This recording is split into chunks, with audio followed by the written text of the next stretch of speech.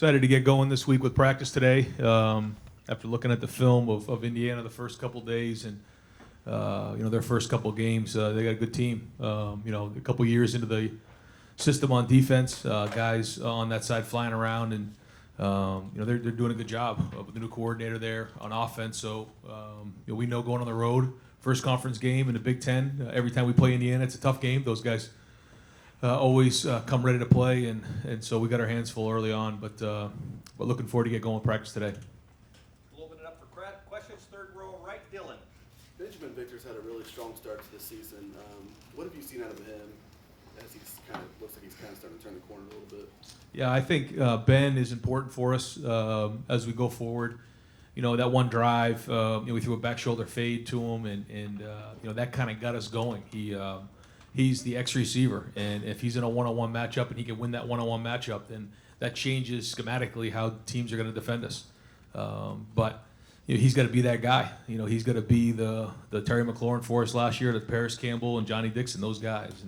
And when he makes that big play, that got us going on that drive, and he's done that so far. So now that we get into conference play, he's going to have to continue that. Third row right, Rob. You've been around the last 2 years. You were there for Iowa and Purdue. We've talked a lot about players and play calling. I'm curious about the psychological side, how you're adjusting to that. I mean, you played a near perfect game. I'm sure it wasn't, but how do you keep these guys from thinking it's gravy now? Well, we talk about we want to be the best in the country, and the message to the team is that the issues are still in the film, whether you win, you lose, whatever it is, and the immature player or the immature coach looks at it and says everything's good, and we won, and we won, pretty handily. But the facts of the matter are that the issues are on film, and as the level of play increases through conference play, and as the season goes on, those issues aren't going to go away. So, the seasoned coach or the veteran player can identify that, be critical of themselves, and again, you've heard it before. If you're worried about the process as opposed to the result, then you're going to be more focused on that, and so. Just keep hammering away. And as much as you say it, some of the younger guys don't quite get that. The older guys, I think, do. But we're just going to keep swinging as hard as we can to make sure they understand that's what it is. Front row right, Dave. Brian, as you mentioned, Indiana has a new defensive coordinator, new offensive coordinator. I know their defensive coordinator was promoted from within, and it's still Tom Allen's defense. But have you seen any big differences from them compared to last year on either side of the ball? No. They've kind of been run the same defense they've run in the past, and they have some guys in there, obviously. Ball is really good in what he does. He does a lot of things for them. And their secondary is really, really strong. Some good, strong guys up front. And the linebackers played really hard the last couple of weeks. But yeah, they're running the same thing. They got the same system, but they got a lot in the system. They got a lot of different looks. They got a lot of different coverages, a lot of different pressures. And so as you get into year 2, year 3 into a system, you can start to get more intricate. And that's where they're at right now. Master Teague, whatever was going on with him in camp with the injury, looks like he's running well. As you evaluate him, what are you seeing from Master Teague?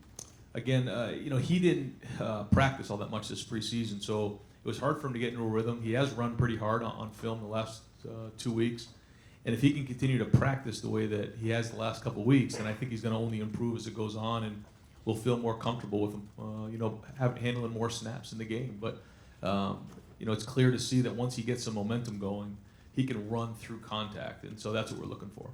Over here to the right, Austin. Ryan, after you had a chance to watch the film, where did you see the biggest improvement from Justin from week 1 to week 2?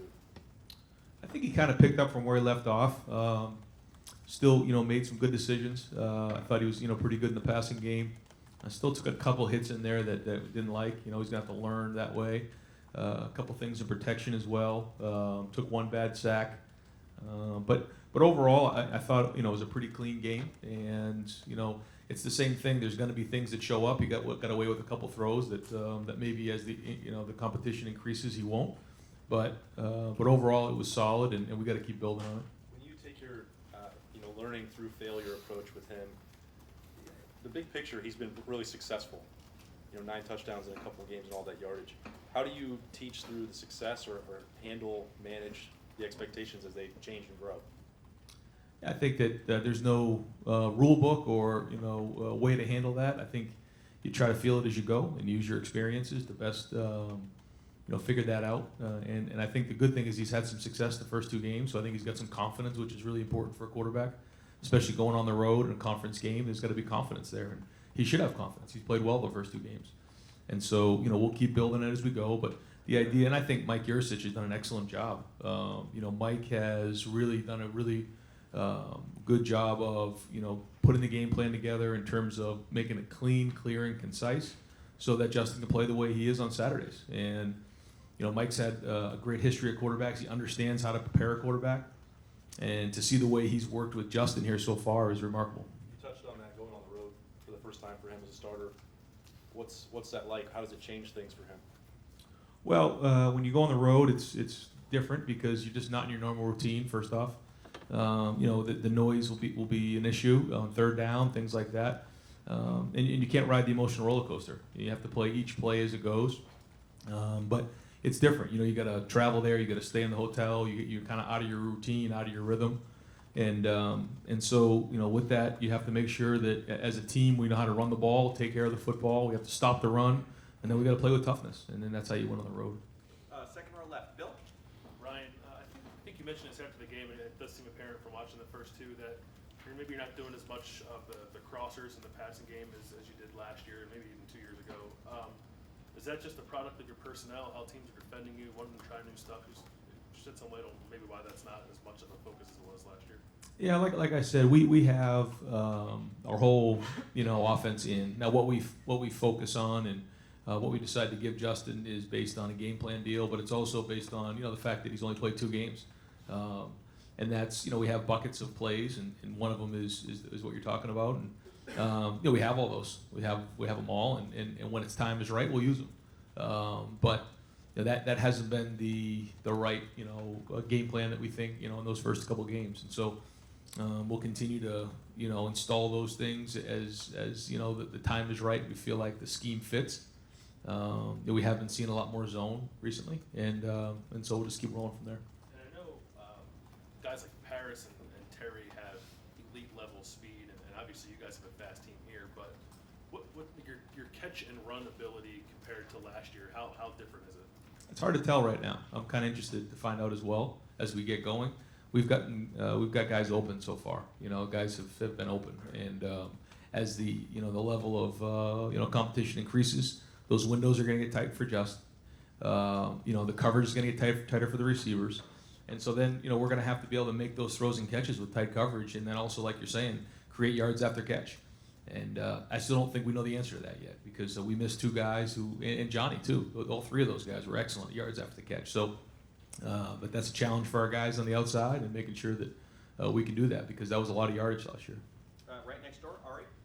Ryan, Jeff Okuda seems to be playing with, I don't know, just a different chip on his shoulder maybe than we've seen in the past. Has he transformed just what you've seen in the building as a leader for this team, and is he just carrying himself like one of the captains and one of the main core players on this team in defense? Yeah, I think that he's playing like a pro. He's approaching it that way. You can see that he's playing decisive when he's on the field. I think that's also a guy who's going from his second year to his third year, and he's got some experience now. He knows what to expect, and he'll still tell you he's a long way away from being a finished product. But I think he's listening to Jeff in terms of the technique that he's trying to teach. I think he understands the scheme, and again, year 3 into the program, he's killing it. I mean, we're in the second half, and it's a pooch punt, and he jumps in there and runs down on a gunner and almost gets the thing on the 1-yard line. That's just goes to show you what kind of kid Jeff is, and again, he's got to keep building as the competition increases, but he's off to a really good start. And one other non-related question: Jalen Harris got in really early in the game. We weren't sure if he was going to be in the rotation at all this year. What have you seen from him, and why was he on the field so soon? Yeah, Jalen has done a good job on special teams. Anytime you do a good job on special teams, you deserve to play. And so now he's into his third year, and he's a guy that has a lot of ability as well, and we've seen him flash at times. So now he's got to go prove it in the game. He's got to be consistent, but he provides us some depth, and you'll see him in the game moving forward. Front row right, Bill. Yeah, Austin Mack's had kind of an up and down career, but he's been a reliable guy a lot of times. How would you kind of assess his career here so far? Well, the injury last year made it hard, and he's made some big catches for us. And he's a guy that we have to count on, especially on third down, to be that big, strong receiver that we can rely on. And he's been around for a while. He's a veteran. He knows what it looks like. He's got good size. And so now it's just a matter of production for Austin. And, so far he's done a pretty good job in these first couple games. He had that hamstring in the preseason, so he wasn't able to kind of, be a finished product going into the season, but he's getting better. His legs getting stronger. And, we're going to need him, big time when we get into the conference play here. And he has talked about leaving a legacy that's bigger than football, with some of the stuff off the field. How important is that, and how much do you encourage that kind of thing? Yeah, no, obviously leaving a legacy is critical. When you're all done here, what do you want people to think of you or say about you, or what do you leave? And I think about that all the time as a coach, and so we all want to do that, and we all do that different ways. And certainly the way you go about your business and the way people think of you and the way you handle yourself is really important. And you always want to be first class, and the impact you have on people matters. And so. I know Austin's a very thoughtful young man, and he thinks about all those things, and he wants to do that as well. And I think his focus right now is on football and being productive this season, but I know he's got a lot on his plate as well. Right next door, Tim. Yeah, Ryan, when your number one running back goes in and throws a block like J.K. did on that one touchdown Saturday, what does that say from a leadership standpoint, or as far as he is concerned and the attitude he's got? And then number two, how would you analyze how he played from 1 week to the next? Yeah, I thought the first game was, like I said earlier, was a little funky, in terms of the fits weren't great. But talking about the second game, I thought he ran hard with his pads down. I thought the line did a good job blocking for him. But he had a good edge to him. He played tough. He really did. That was one pickup. The other one was we had kind of misid'd how we were blocking one of the protections, and he had to block a defensive end, run right through the A gap, and he stuck his nose right in there and blocked them. And that's a tribute to J.K. and Tony Alford, and protection is just as important as anything else. So that was really good, especially coming off of last week when we missed one of those. So a big improvement. I would say that was a significant improvement from week 1 to week 2, and now we just keep going. And one other quick thing, I would think you at least stole a glance at the game on Saturday night, LSU at Texas. What's just your take on Joe Burrow, how far he's come, and et cetera? Yeah, I watched the whole thing, and I couldn't be any prouder of a guy than Joe. The way he competed out there, the way he threw, he's come a long way since his freshman year. I wasn't here when he first got here, but spent a couple years with him, and seeing mom and dad in the stands and seeing him go about beating a good Texas team on the road like that. Couldn't be happier for him, and he's playing at a high level. Give him credit. I mean, he was throwing the ball, and he looked like an NFL quarterback out there. Really proud of him. Over front row, middle, Joey. Indiana's got a new quarterback, redshirt freshman. What's stood out to you about him on film? Yeah, he's very talented. We recruited him. He's out of Tampa, and very mobile, and very productive coming out of high school. And I'm not surprised that he's playing right away there. He's a really smart kid. Understands the game. When in my conversations with him in recruiting, he was really a good football IQ. And again, was very productive in high school, and so now he's stepping in as a youngster and had a good first couple games. So I think he's going to have a really good career. He's very talented and very versatile. Is there something that he does particularly skill set wise that could be an issue, or is it No. I mean, I think that's still yet to be seen as the season goes on. But he's mobile. He can run. He's accurate throwing the ball. He's pretty decisive throwing the ball, and he's smart. So. It's still early in his career, but he's talented. Front row left, Doug. I can't remember the stuff we've talked about in the past, so I apologize if you've covered this. But a couple times with the defense, you said when you hired this staff, you had some things that you talked to them. You said were non-negotiable, like we've got to do, and then you sort of let them do their thing. What was that stuff? Well, I mean, the first thing was stopping the run, and I mean, I know that sounds like no kidding, but that was a huge emphasis, and that. We're really sound in our fits in the run game, that we're going to play with a ridiculous amount of energy, and that it wasn't going to come down to scheme. At the end, it was going to come down to toughness, effort, tackling, run to the ball. And then, there was a few things in terms of a 4-down front that was non-negotiable because Larry's done such a great job and the staff have done such a great job of recruiting all these defensive linemen that, we weren't really interested in a 2-gapping system. We wanted 4-down linemen who were going to go after the passer. So that was kind of it, and then those guys got in a room and we're on that journey now. And so, with what you've seen through 2 games, and it's what we talked about all offseason, just sort of letting these guys play. I know you know, once you get here, recruiting rankings don't matter and that kind of thing, but just, are you seeing some of the natural skill that these guys have coming out in the way you want it to? Because you do have some really talented guys in this defense.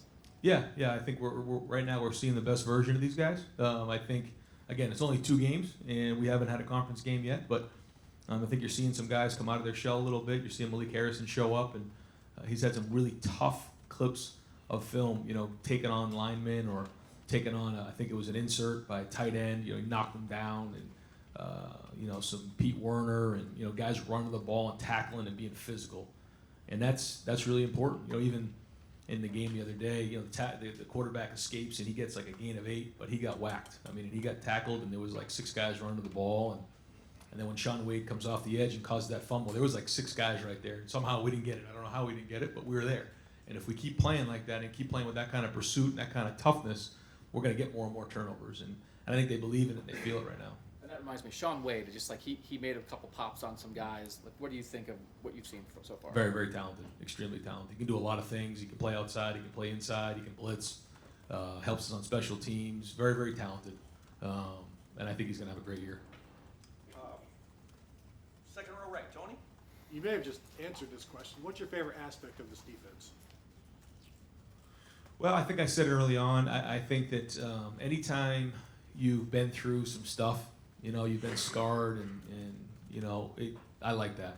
I like that kind of group, and they have. I mean, they had to sit around last year and listen about how they, you know, they went through some tough times, and you know, they weren't happy about that. You know, they're a very prideful group, and so they were kind of just, you know, working and not talking much about it and trying to be quiet about it, but at the same time they were angry, and they feel like they have something to prove. They have a chip on their shoulder, and boy, I love being around guys like that. And then you guys have fielded 3 punts inside the opponent's 10-yard line this season. You've scored touchdowns on each of those ensuing possessions, forced a 3 and out. Is that as close to a turnover as you guys as you can get as a coach? How do you view those? Yeah, so we have something we call the plan to win, and in the plan to win, one of the things we talk about is that when the offense gets the ball on the 25-yard line after a touchback or a kickoff return, our number 1 job is to get the ball to midfield. Now, obviously, we want to score, but it doesn't always work that way. But we got to get at least 2 first downs. If we get 2 first downs, we feel like we're jogging the best punter in America out there, and he's really good at pinning him inside the 10. If we get him inside the 10, we put the best defense in America out there, looking to get, you know, either a 3 and out or get them off the field before they get past the 20. At that point, we send the punt block or punt return team out and get the ball around midfield, and now it's the offense's turn to go score. And that's what you're talking about. And that literally is the plan to win. We talk about it before every game. We talked about it while it was going on in the game on the sidelines, and then we talked about it in the team meeting, showing the guys the clips, because that is the whole field position game. And when you start with the ball inside your 10-yard line, you know, statistics show he was less than a 10% chance of scoring a touchdown.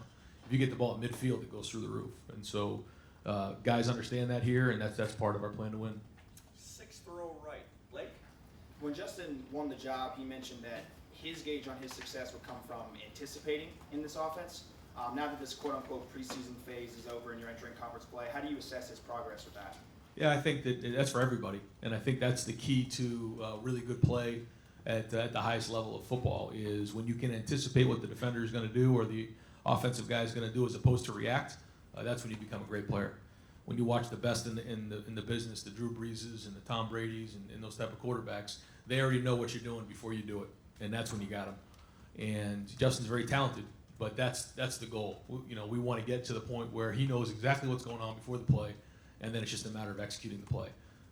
He's a lot of talented quarterbacks out there who can get away with reacting, but we want to get to the point where he knows what's going on before the snap happens. But again, that's at every position. That's DB, linebacker, offensive line, and that's why we spend so much time preparing. If there's a physical preparation, there's also a mental preparation, and we got to keep pushing on that. The coaches got to keep pushing on that because that will make a difference in the end. Far left, Lori? Coach, how much of your offensive play calling are you pre-scripting? And when you do that, what is your priority there? Is it try to probe the weaknesses of the defense? Is it to get the ball in certain players' hands? How much are you scripting, and what are the priorities when you do it? Well, we put the game plan together, and that's all the scripted, by formation and then situation. But We have our openers that we start with, usually about 10 to 15, but I don't like to get too stuck on that. We don't like to get too stuck on that because things change really fast. Either the looks you're going to get in college football just change. Teams can go from showing one defense and all of a sudden they're in a completely different one. Or like last week, they were blitzing every snap. We knew after the second snap, it's all blitz. So now you need to quickly adjust and don't just stay fixed on the openers. And then you got to be able to adjust on the road, on the roll. But yeah, there's a lot that goes into it. And we try to do all the above. We try to get some guys some touches. We try to make sure we get the quarterback in a rhythm. We try to make sure we're moving the ball down the field, all those type of things as we get going. And then also, get a feel for what they're doing formationally, because most teams will have certain tendencies based on formation. Urban always said that the most important thing to him was to get his playmakers the ball. Is that also your number one priority as an offensive play caller? Yeah. I mean, that's part of it. Obviously, you want to get those guys the ball, but there's a lot that goes into that, and you want to get the ball in their hands, but then sometimes it's man-to-man. Sometimes, your playmaker may be in a situation where there's a blitz and you can't protect there, So, yeah, for sure, the number one goal is to get your playmakers the ball in space, number one thing. But there's a lot that goes into that. And so that's the goal, and that's what we try to figure out as the game goes on. Front row left, Nathan? Yeah, this kind of plays off the question I think you just got about Justin, but you asked a lot of asked about a lot of questions about his decisions in the passing game. What did you see as far as the progression in how he handled the run game week to week, either recognizing fronts or how he read the zones and made those handoffs? Okay. I think he was good. He can be better. There's still some I think he wish he had back, but for the most part, I think he's got a good handle on checking the runs and who he's reading. In terms of his eyes are in the right place. But every time he plays, he's going to get better and better at that. And you mentioned before there was an opportunity for Master Teague to get more snaps, but just I guess in general as a head coach and as an offensive play caller, how do you want that balance to be? I mean, do you like having that sort of bell cow running back? Is there sort of a ceiling for how many snaps or touches another running back could get in?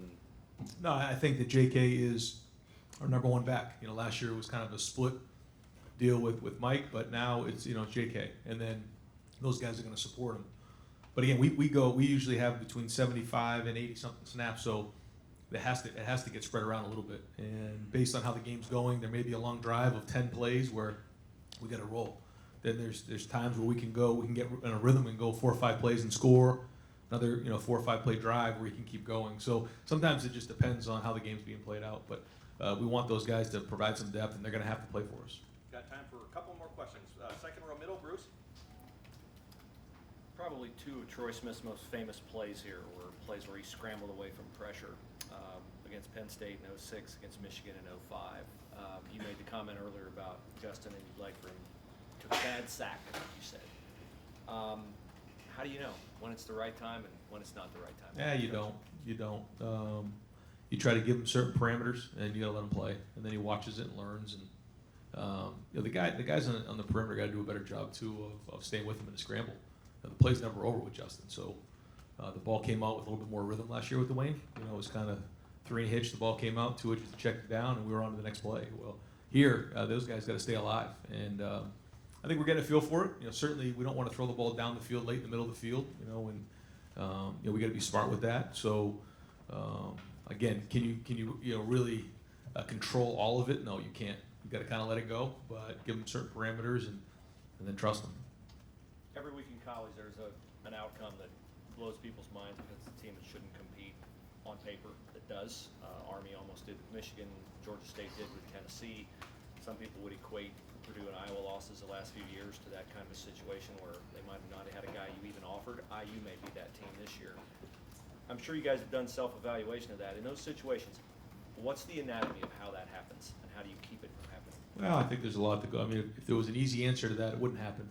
There's a lot that goes into that, and it's something that we're obviously aware of, and we talk about all the time. And the mentality that we have is that if you're the champ and you're the boxer, they're going to kind of try to knock you out every time you go in the ring, and we're going to get everybody's best shot. We know that, so don't be surprised. And we have to bring it every single week. And the only way to do that is to make sure that you're preparing this week just like you did last week, and then find a chance to get a little bit better. And if we ever take the shortcut on something or don't do it the way we did it the week before, then we set ourselves up. And that's physically, emotionally, and mentally. So physically we have to be ready to go. We have to have energy. We have to get rest. We have to recover. Emotionally preparing for the game, and then mentally making sure we know what we're doing. We have good scheme, through the coaching staff, and then the guys can execute it when they get on the field. And if we do that and then follow the plan to win, then we'll be fine. But anytime if something like that doesn't happen, then you set yourself up and you get exposed. We're here to the right, Clay. Over the years, Final question. this game in Bloomington has felt like a home game for Ohio State. Coach Coop, I think, clinched a Rose Bowl berth there, and the party went on for days or whatever. I mean, is the road, or when you get to a place like this, when you've got as many fans as they have, how big an impact does that make? Yeah, I mean, anytime you go on the road, like you said, it is the road, and especially the conference game, it's hard, but it is amazing no matter where we go, whether it's Dallas when we were at the Cotton Bowl, or even we played TCU last year, or we played out at the Rose Bowl, or any of those games. Buckeye Nation's traveled, and to feel their support on a road game is unbelievable. I remember before that TCU game, Joe was on the big screen, and LSU came back and beat somebody. I forget who it was, and the whole place was going crazy. That was all Buckeye people. I thought that was really cool. We came out of the tunnel, and you could hear all the Buckeye Nation screaming and yelling as we came out of the tunnel. That's special, and so we know everywhere we go, we're gonna get some support, and boy, it means a lot when we go on the road. Coach, thank you very much.